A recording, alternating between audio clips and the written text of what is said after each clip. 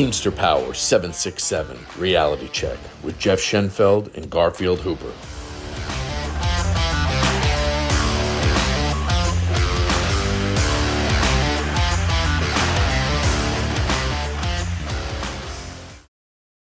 What's going on, Garfield? How we doing today? Doing good, doing good. Okay, all right, all right. So You got today we're going to anything talk about you got anything you want to what say about that shirt you're wearing? Yeah, you got I mean, anything you want to say about that? I don't know which shirt you're talking about. Oh, that one? Okay, wait a minute. Let me just get back up here. All right. Um, so we want to talk about some safety things because safety is obviously always an issue. And the Especially with first thing I this want to talk company. about, yeah. But the first thing I want to talk about is we've talked about this before, but we're going to keep talking about it, is the over 70 tape.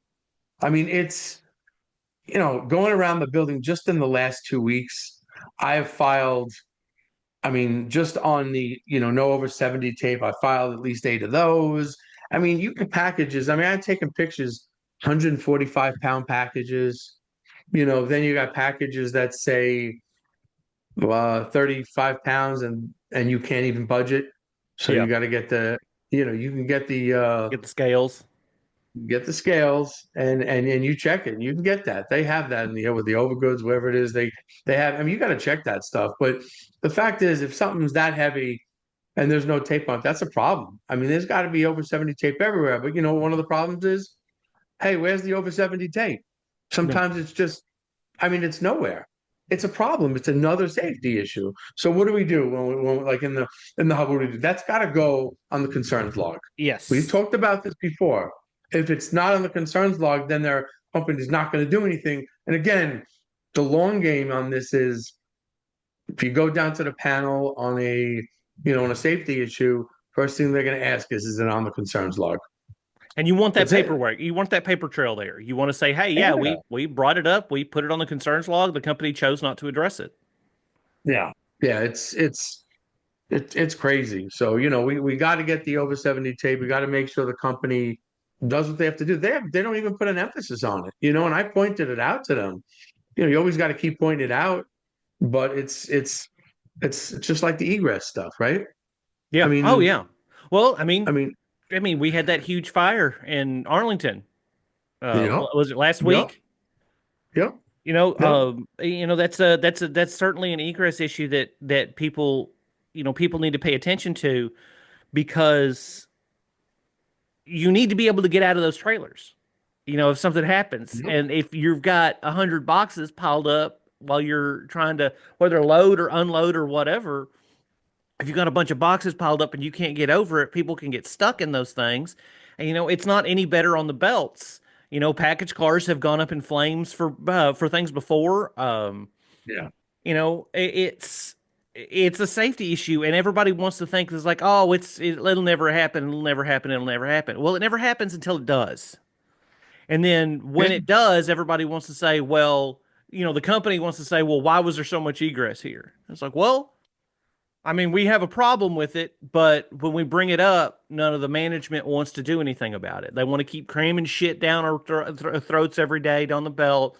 They want us to keep up a speed to where we can't keep up with it, loading the trailers and stuff. Stuff gets piled up, and no, and whenever somebody goes to stop the belt to try to make it taken care of, you got supervisors screaming and hollering and yelling at everybody. But then, somebody Yeah. dies, and Well, then the company yeah. wants to say, "Oh, well, boo hoo. I mean, we didn't do, we didn't do what we Right. were supposed to do." Yeah. And then, and I filed, what was it? Last week I filed 10 egress issues. 10. Okay. And I don't want the BA to just settle his company will comply. That just can't be good enough. It's got to be fixed. You know what I'm saying? Like, and again, we talked about, well, listen, I brought this up, with the egress, you're talking about being in a trailer, if there's a hearing impaired employee and it's, oh, those boxes up, they can't hear anything. Everyone's left the building. They're still in there, Well, I you mean, it know? doesn't even have to be I hearing mean, impaired. Like, I mean, those belts are loud. If everything's still moving and stuff in there, there's a good chance that you couldn't hear. We had this yeah, even in issue. general. Yeah. We Yeah. had this issue last year, summer last year. We had there was a tornado warning in our area, Yeah.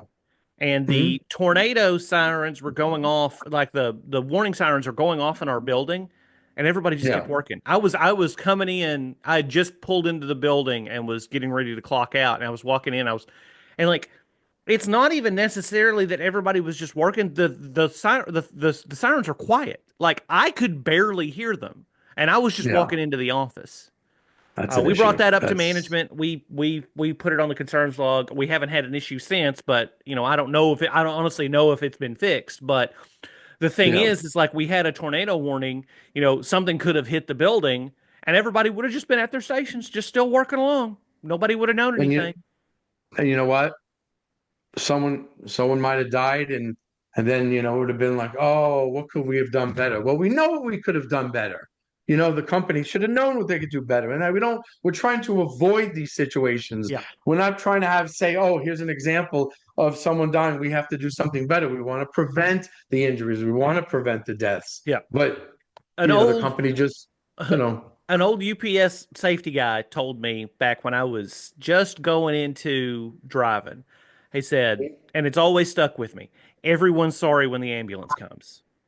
yeah, yeah, yeah. I mean, by then it's too late. But again, Yeah. we just, like egress, we talked about that. That's absolutely important. I mean, there's again different reasons why.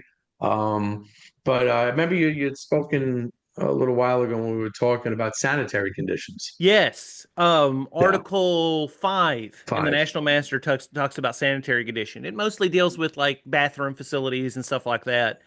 But in our building, our facilities are cleaned pretty much daily. But I've been in buildings before where the facilities are, Yeah, yeah, a yeah. little rough. Like I've seen public bathrooms look better than some of these places. And Yes, yes. we have that language in the contract for a reason. They have to, get people in there to clean those places on a, daily basis. Yes, yes. Yeah, some of them There's have been nothing pretty on the gross, and I'm walls sure or everybody anything. listening to this has seen their first fair share, especially like feeder guys that are going to like different buildings and stuff all over the place. But yeah, Yeah, that's yeah. Article 5. Yep. Yep. And it includes remember when you're in the bathrooms, the temperature conditions. If it's cold outside, it's got to be heated, Yes. and If vice it's versa. warm outside, it needs to be cooled. If Hmm. your Hmm. bathrooms aren't being heated or cooled in the summers and winters, then you need to reach out and put it on the concerns log. Talk to your Yeah. management team about it. Put it on the concerns Yeah. log. If it doesn't get fixed, file your Article 48 or in this case Article 5 grievance on it. Yeah. Because that's, I mean, you don't want to be. It doesn't need to be 100 degrees Yeah. in there when you're going in there to use the restroom, or -10 or whatever. So Yes. Yes. it's Yes. a billion-dollar company that can afford to heat and cool their bathrooms. Well, and again, so right from the sanitary conditions to Article 50, maintenance of standards, okay, Yes. in the supplement, okay, they have to, however the conditions were when they sign the contract, they have to maintain that. So they can't start going backwards. Oh, there's no heat in the bath. There's no AC in the bathroom. I mean, they have to maintain that, Yeah. and that's important. And and you have to, besides just writing a grievance, you need to address it. You need to speak to the management people. You need to let them know that they have to do this. They have to get these things fixed. So, This is an important thing to happen. Like we're in a union, we yep, should, if you're an active member of the union or if you're a steward, you shouldn't have a problem approaching management about these issues. no, Like no, this is no. not this shouldn't be this is a minor thing that you should be dealing with. If you Mhm. see a problem with egress, if you see a problem with the sanitary conditions, talk to your manager. Have a witness there that says, "Hey, you talk to your manager about this stuff." You know, and I know there's plenty of management team managers out there that like to pop off about this stuff. When if they want to be like, well, if you're going to do this, we're going to do that. It's like, well, that's retaliation. That's an Article 37. Fine. Yeah, I got a witness right here that says you're going to retaliate us for enforce against us for and trying to enforce the contract. Congratulations. You just got yourself in more trouble by opening your mouth. I mean, Yeah, I say yeah, that if you've got a local worth their salt, they'll address the Yeah. situation. But No. I mean, that's black and white. Like, we've got it right here in the contract. You shouldn't have a problem approaching your management team about that. And it's just like with the egress issues. Like, when I was on preload, ages ago, if we had an egress issue, I stopped the belt. I'd have a supervisor jumping down my throat about it. It's like, look, we've got to clean this up. I've got to be able to walk around my stuff.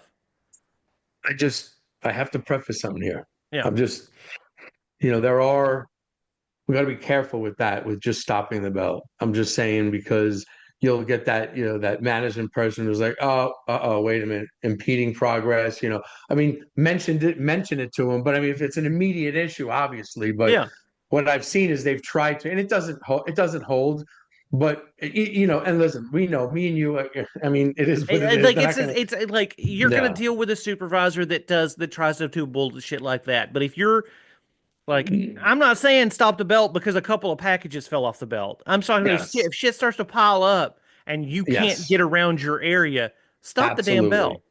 And according to UPS safety procedures, if you stop the belt, you have to be the one to turn it back on. Absolutely. Don't they make us learn that every single year, and they train people? They used to browbeat us with that stuff. So it's one of those things that, if your safety or if another member's safety is at risk because of these egress issues, that's absolute. Yep. Take the charge. Be like, hey, look, this is an issue. I'm going to deal with this if you're not going to, because I don't want to see that person get hurt. Yeah, and we do that. Me and you. I mean, we know how we are. Each of us. We're just. We see that, we're stopping it. We have a problem with authority. That's why we are who we are. That's why we're representatives. Yeah. It's like one of us is, anyways. Yeah. So it's. But what we do on here on the podcast, it's we're educating people, right? But what comes from education, hopefully, it comes empowerment. Yes. And that's enough to speak up about the things that you're learning about. Yes. Okay. And it has to be done. You can't sit back. Everyone's got to do their part. You can't expect someone else always to do it. You got to be able to, you see something, hey, let's speak about this issue. I mean, that's how we all get stronger. Yeah. I mean, as a union. And that's what we want. That's what we're doing here. Yeah. You know what I'm saying? We're doing this. We're not getting paid to do this. We do this because myself and Garfield, we love educating members. We want them to get stronger. We want to see the strongest, the strongest local, the strongest union. We want the teams just to be strong so we can all, we can protect each other. We can, say, hey, to the company, you can't just do this, with everything in the contract. We want to hold them to it. So, it's important. So, like I said, we want to talk about some safety issues today. And, for myself and Garfield, have a good day. We all deal with national language, but on this podcast, when it comes to supplemental language, we deal mostly with the southern region. And as always, it's best to get advice from your local stewards or business agents. If you would like to reach out to us with any questions, we have an email address, 767realitycheck@gmail.com. That's 767realitycheck@gmail.com. And remember, strong people stand up for themselves, but the strongest people stand up for others.